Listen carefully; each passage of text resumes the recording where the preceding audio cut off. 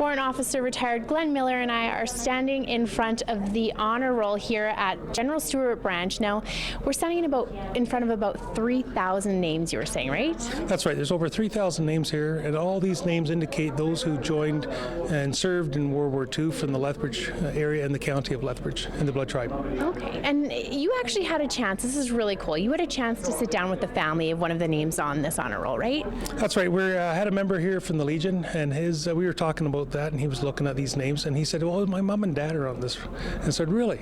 And so he came up and showed me that, and part of my job as a service officer, there's two indications beside a veteran's name. There's a poppy, and those are persons who died during the war, and for those who are interested in trying to find out more information on them, they can go to the Galt Museum, and a copy of the service files are held there. For us at the Legion, we then put on a flag, which is the Canadian flag, the Red Ensign, and it tells us in the Legion and the Legion members, those veterans have since passed on. Now, of course, we're getting up to the years where they're all there, so this is based on what we know. And so we always offer the chance for the family to put on the sticker. So this son put on the sticker for both his mom and dad. Wow, that's a great story and a great opportunity. Now, I feel like a lot of great conversation happens here at the Legion, and you actually were sitting down with some war brides, and maybe you can tell us what came of that. That's right. Well, two of the war brides, Mary Skukwa, her husband was on there, and they didn't understand the significance of the red flag and didn't know about it. Her husband Joseph had since passed on, and so as part of my job, I wanted to make sure that's up to date as best we can find out.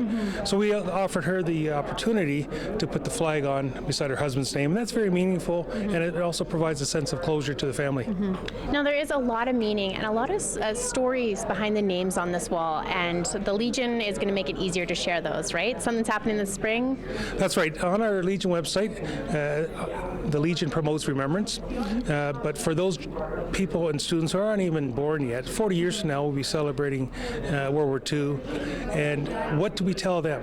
All the first-hand knowledge of the sons and grandchildren are going to be gone, and the daughters. So we want to be able to try and tell at least some kind of a story, and preferably a picture for each one of these 3,000 plus names. Wow, that's incredible. Now, before we go, Glenn, I know that you have a really cool piece of shrapnel that you wanted to share with us and that you use for education purposes. Tell us about that. Well, there was a mayor, there's a veteran here by the name of William Linning, and the mayor from France for the village where he crashed and got killed came to visit the city of Lethbridge, and he presented a plaque to the city of Lethbridge.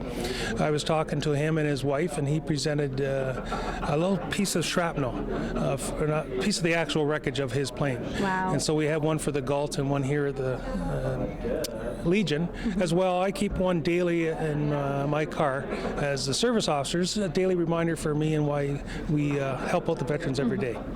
Well, thank you so much for talking with us, Glenn. And like you just said, it's very important to remember on a daily basis these names and what they've sacrificed for us. So thanks so much for talking with us. Thank you.